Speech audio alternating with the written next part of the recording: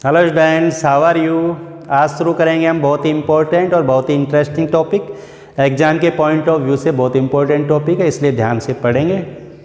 ठीक। और टॉपिक को शुरू करने से पहले चैनल को सब्सक्राइब अवश्य करेंगे, शेयर करेंगे, लाइक करेंगे और ध्यान से देखेंगे। किसी भी वैद्युत अपघट्य पदार्थ के विलयन की जो चालकता है वो सांद्रता पर निर्भर करती है। सांद्रता अगर बदल जाती है तो वैद्युत अपघट्य पदार्थ के विलयन की चालकता भी बदल जाती है। इसलिए हम यहाँ बात करेंगे मोलर चालकता की, क्योंकि सांद्रता पर निर्भर करती है। मोलर चालकता, जिसको मोलर कंडक्टिविटी भी कहते हैं। मोलर चालकता क्या है? एक मोल वैद्युत अपघट्य, कितना? एक मोल, एक मोल वैद्युत अपघट्य पदार्थ युक्त विलयन में उपस्थित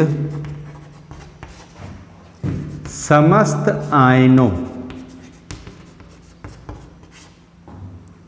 का जो चालकत्व है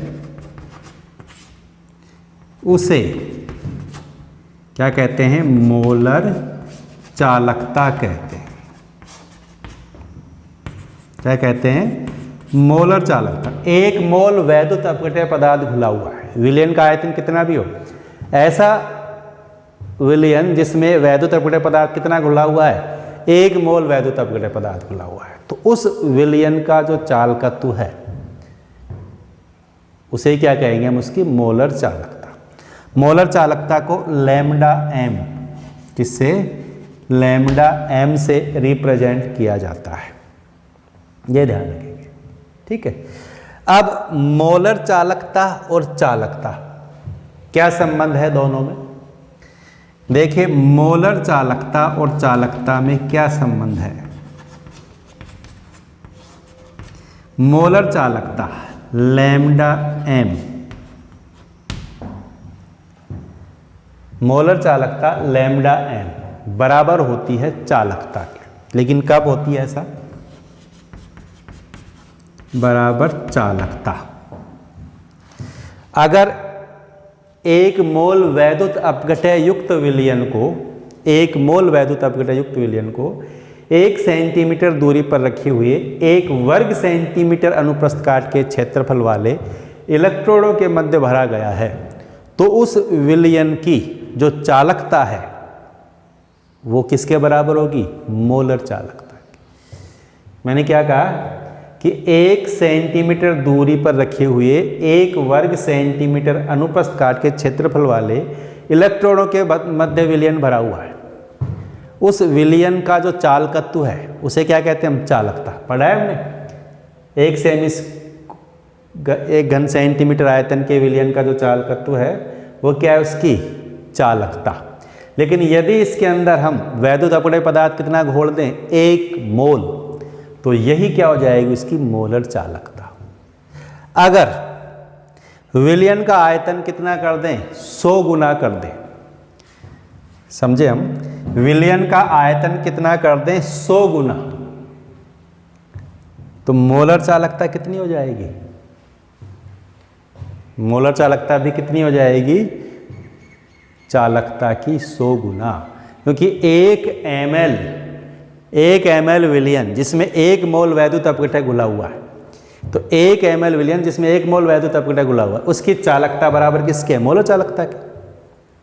अगर उसका आयतन 100 गुना कर दें तो उसकी मोलर चालकता की कितना गुना हो जाएगी? 100 गुना हो जाएगी। ठीक है। ठीक है। अगर 100 की जगह हम VmL आयतन कर दें विलयन का, अगर विलयन का आयतन VmL कर दें तो मोलर चालकता बराबर हो जाएगी चालकता गुणा आयतन के। ठीक है। तो मोलर चालकता बराबर होती है चालकता गुणा आयतन। आयतन किसका? 1 मोल वैद्युत अपघट्य युक्त विलयन का आयतन।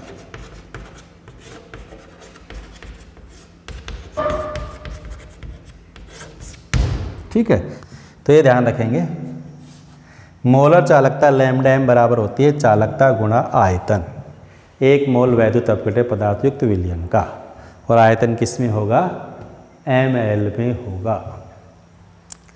अब यदि विलयन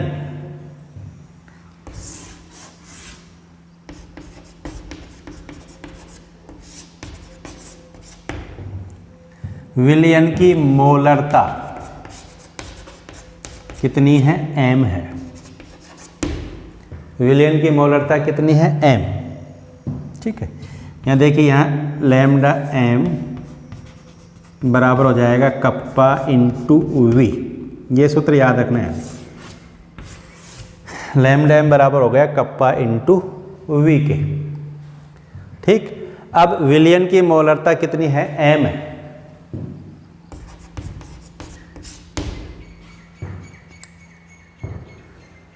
मोलरता m है तो इससे हम आयतन पता लगा लेंगे, विलयन की मोलरता m है तो इससे हम क्या पता लगाएंगे, आयतन, आयतन किस में है, यहाँ पर ml में है, ये ध्यान रखेंगे।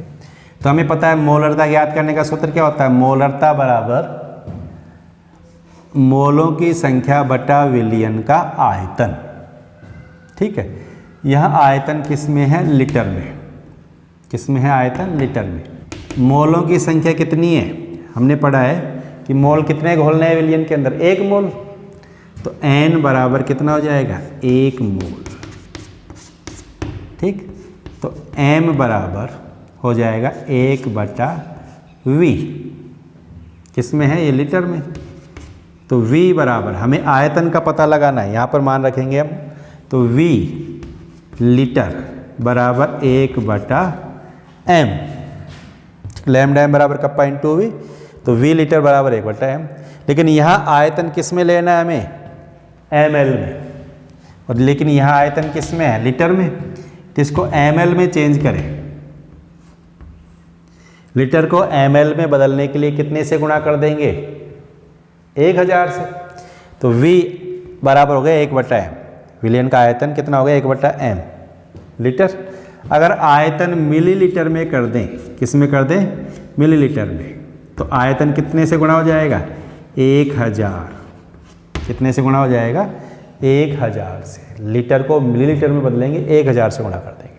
क्लियर हो गई बात, दोबारा समझेंगे, मोलरता m है और मोलरता ज्ञात करने का सूत्र क्या होता है, n/v, n मोलों की संख्या कितनी है, 1, क्यों है 1, क्योंकि 1 मोल वैद्युत अपघट्य युक्त विलयन की बात करेंगे यहाँ पर, तो यहाँ पर n बराबर 1 मोल हो गया, तो m बराबर 1, ये m तो क्या है, मोलरता। अब इससे हमें पता लगाना है कि क्या इसका आयतन, तो आयतन बराबर हो जाएगा 1/m, लेकिन आयतन किस में है, लीटर में, आयतन बराबर हो गया 1/m।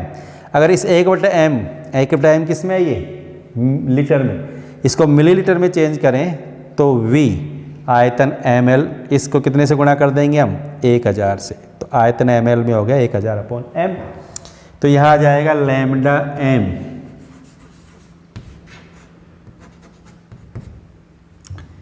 क्या आ जाएगा, कप्पा इंटू,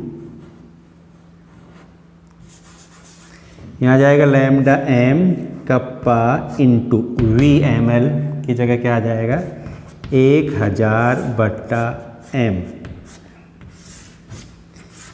ठीक है। ये सूत्र याद रखना है, इस पे आधारित न्यूमेरिकल्स देखेंगे हम, इस पे आधारित सवाल देखेंगे, ठीक है। लैम्डा m बराबर कप्पा इंटू वी, और v का मान हमने यहाँ से ज्ञात कर लिया, तो लैम्डा m बराबर आ गया कप्पा इंटू 1000/m, ठीक है। ये सूत्र पकड़ लेना। अभी अगर जिसको समझ में आ गया बहुत अच्छी बात है, जिसको समझ में नहीं आया है उसको ये दोनों सूत्र याद होनी चाहिए, क्योंकि ये सूत्र ही काम में आएंगे हमें न्यूमेरिकल्स करने में। लैम्डा m मोलरता को दोबारा मैं एक बार एक्सप्लेन कर देता हूँ। देखो यहाँ बिल्कुल कुछ भी नहीं, सिंपल सी बात है। लैम्डा m यानी मोलर चालकता क्या हो जाएगी, 1 मोल वैद्युत अपघट्य युक्त विलयन, बस ये ध्यान रखना, 1 मोल वैद्युत अपघट्य युक्त विलयन का जो चालकत्व है वही क्या है, उसकी मोलर चालकता। विलयन का आयतन कितना भी हो सकता है, ठीक। दूसरी बात ध्यान रखना है कि अगर विलयन का आयतन 1 ml है और उसमें 1 मोल वैद्युत अपघट्य घुला हुआ है, आयतन 1 ml है लेकिन 1 मोल वैद्युत अपघट्य घुला हुआ है, तो उसकी जो मोलर चालकता है वो किसके बराबर हो जाएगी, चालकता, ठीक। ये ध्यान रखेंगे। अब यह हम कह सकते हैं कि मोलर चालकता बराबर हो जाएगी कप्पा इंटू वी। वी का मान जितना ज़्यादा होता जाएगा मोलर चालकता उतनी ही होती जाएगी। वैद्युत अपघटन यहाँ 1 मोल होगा, ठीक, और आयतन बढ़ता जाता है, मोलर चालकता बढ़ती जाती है। अब इस आयतन का मान लेते हैं मोलरता m है, विलयन की मोलरता कितनी m, तो इसकी आयतन पता लगा लेंगे यहाँ से। आयतन हमें नहीं पता, मोलरता पता है, तो आयतन पता लगाएंगे, ठीक। मोलों की संख्या 1 है तो n का मान 1 हो जाएगा, 1/v। आयतन लीटर में 1/m, तो मिलीलीटर में हो जाएगा 4/m, ठीक है। तो ये सूत्र समझ में आ गए सबको। मोलर चालकता की इकाई देखें हम, तो इकाई बराबर, तो कप्पा की इकाई तो क्या होती है, चालकता की इकाई क्या होती है, ओम इनवर्स सेमी इनवर्स बटा मोल। क्योंकि आयतन मिलीलीटर में है तो मोल प्रति घन सेंटीमीटर, तो आ जाएगा ohm inverse semi square mole inverse, ohm inverse semi square mole inverse. या सीमेंस को ऐसे से लिखेंगे, semi square mole inverse, siemens semi square mole inverse. या मीटर में लिखें तो siemens metre square mole inverse, siemens metre square mole inverse, ये इसकी इकाई है। इकाई महत्वपूर्ण है, ध्यान रखेंगे हम, ठीक है। तो ये हो गई मोलर चालकता, समझ में आ गई। इसके बाद में एक होती है तुल्यांकी चालकता। मोलर चालकता समझ में आ गई तो तुल्यांकी चालकता अपने आप ही समझ में आ जाएगी। इसके जैसी ही होती है, उसका फॉर्मूला भी इसके जैसा ही होता है। अब हम बात करेंगे तुल्यांकी चालकता की। इससे पहले हमने बात की थी मोलर चालकता की। जिसको मोलर चालकता समझ में आ गई उसको तुल्यांकी चालकता भी समझ में आ गई। जैसे हमने कहा था मोलर चालकता क्या होती है, 1 मोल वैद्युत अपघटन युक्त पदार्थ के विलयन में उपस्थित समस्त आयनों का चालकत्व, क्या थी उसकी, मोलर चालकता। वहाँ हमने 1 मोल वैद्युत अपघटन पदार्थ लिया था। अब यहाँ बात कर रहे हैं हम तुल्यांकी चालकता के। तुल्यांकी चालकता का मतलब है 1 ग्राम तुल्यांक। वैद्युत अपघटन कितना लेंगे, 1 ग्राम तुल्यांक वैद्युत अपघटन युक्त विलयन में उपस्थित समस्त आयनों का चालकत्व क्या कहलाएगा, चालकत्व को तुल्यांकी चालकता कहते हैं।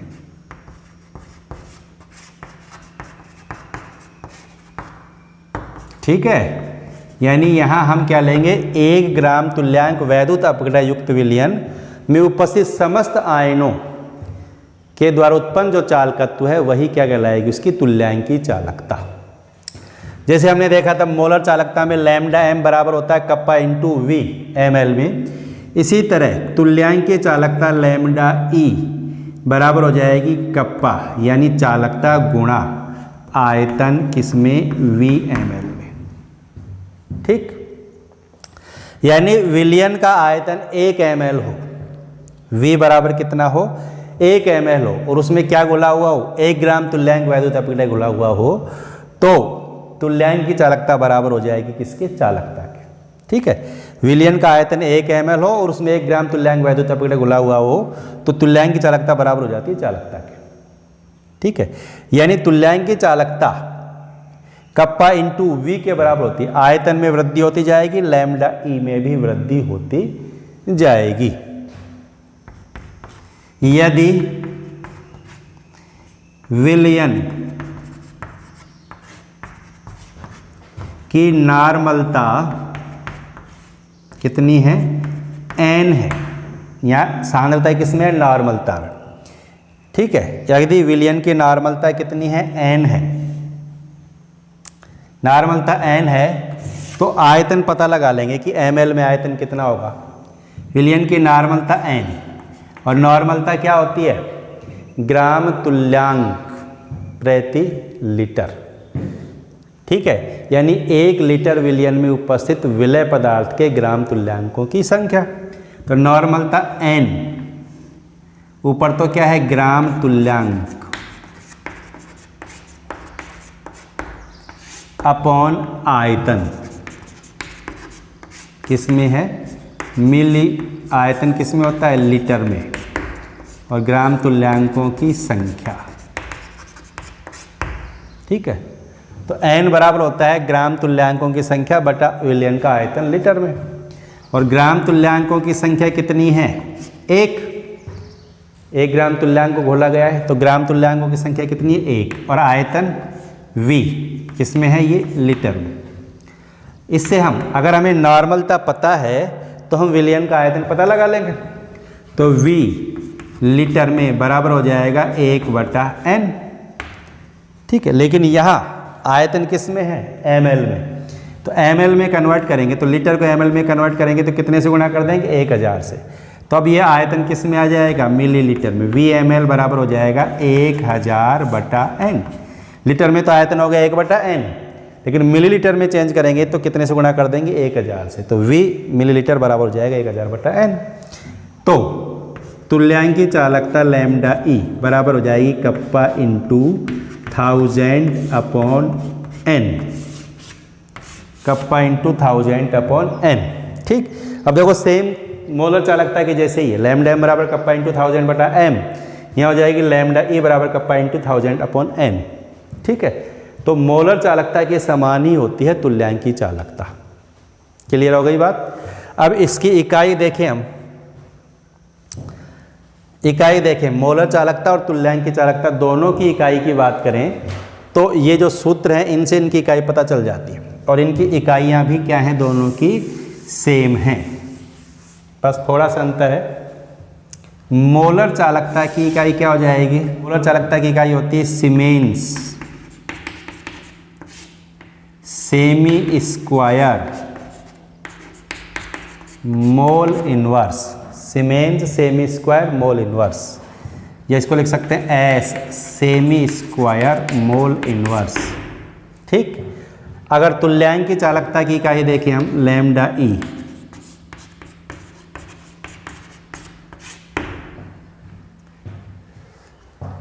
लैम्डा E की इकाई देखें तो क्या हो जाएगी, यहाँ मोल की जगह, तुल्यांकी चालकता में और मोलर चालकता में अंतर किसका है, वहाँ मोलों की संख्या, यहाँ ग्राम तुल्यांकों की संख्या है, तो मोल इनवर्स की जगह आ जाए ग्राम तुल्यांक इनवर्स, बस यही अंतर है। सीमेंस सेमी स्क्वायर ग्राम तुल्यांक inverse, siemens semi square gram equivalent inverse. ठीक, तो ये हो गई मोलर चालकता और तुल्यांकी चालकता की इकाइयाँ। समझ में आ गया होगा आपको, बिल्कुल अच्छी तरह से ध्यान रखेंगे। ठीक है, इस पे आधारित न्यूमेरिकल्स देखेंगे अभी हम आगे। ये है चालकता सेल, ये चालकता सेल है, इसमें 2 इलेक्ट्रोड लगे होते हैं, ये प्लेटिनम की इलेक्ट्रोड हैं और इनके बीच की दूरी जो है वो फिक्स होती है, और इन इलेक्ट्रोडों के अनुप्रस्थ काट का क्षेत्रफल भी फिक्स होता है, स्थिर रहता है। अब इस सेल के अंदर इनके बीच की दूरी तो होती है L, और इनके अनुप्रस्थ काट का क्षेत्रफल होता है A। इलेक्ट्रोडों के बीच की दूरी L,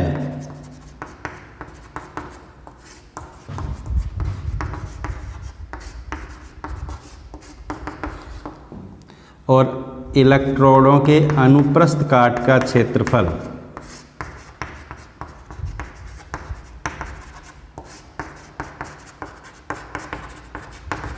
क्या है, A।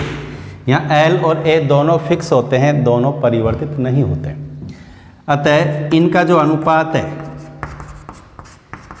L और A का जो अनुपात है वह कांस्टेंट होता है, L/A।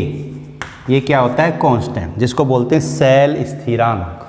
ठीक है, यहाँ इनके बीच की दूरी भी नहीं बदलती, इनके अनुप्रस्थ काट का क्षेत्रफल भी नहीं बदलता, इसका मतलब इन दोनों का जो अनुपात है वो क्या है, कांस्टेंट होता है, स्थिरांक होता है, जिसको हम बोलते हैं सेल स्थिरांक, जो बराबर होता है किसके, L/A के। सेल स्थिरांक को हम G* से या X से भी निरूपित कर सकते हैं, X से भी लिखा जाता है, G* से भी लिखा जाता है, L/A। ठीक है, ये सेल स्थिरांक होता है L/A। सेल स्थिरांक का उपयोग करते हैं हम, न्यूमेरिकल्स देखेंगे जहाँ सेल स्थिरांक का उपयोग करेंगे। जैसे इस सेल के अंदर हम वैद्युत अपघटय पदार्थ बदल सकते हैं केवल, लेकिन इनके बीच की दूरी और इनके अनुप्रस्थ काट का क्षेत्रफल नहीं बदलेगा, यानी सेल कांस्टेंट हमेशा कांस्टेंट ही रहेगा। इसके अंदर विलयन बदलेगा, केवल वैद्युत अपघटय पदार्थ का विलयन बदलता जाएगा इसके अंदर। ठीक है, इस तरह के न्यूमेरिकल देखेंगे जिसमें हम एक प्रकार का विलयन भरेंगे, उस विलयन को भर करके फिर उसका सेल स्थिरांक पता लगाएंगे, फिर उसके अंदर दूसरा विलयन भरेंगे और उस विलयन की चालकता या मोलर चालकता ज्ञात करेंगे हम। ठीक है, अब देखिए हमने पढ़ा है, अभी चालकता पढ़ी थी हमने, चालकता का सूत्र ध्यान करो। अभी हमने देखा था क्या, कप्पा बराबर होता है किसके, C इंटू एल अपॉन ए। कप्पा बराबर किसके था, C इंटू एल अपॉन ए, या कप्पा बराबर C एल अपॉन ए किसके बराबर हो गया, सेल स्थिरांक। ठीक है, किसके बराबर हो गया, सेल स्थिरांक। तो कप्पा बराबर हो गया C यानी चालकत्व गुणा सेल स्थिरांक।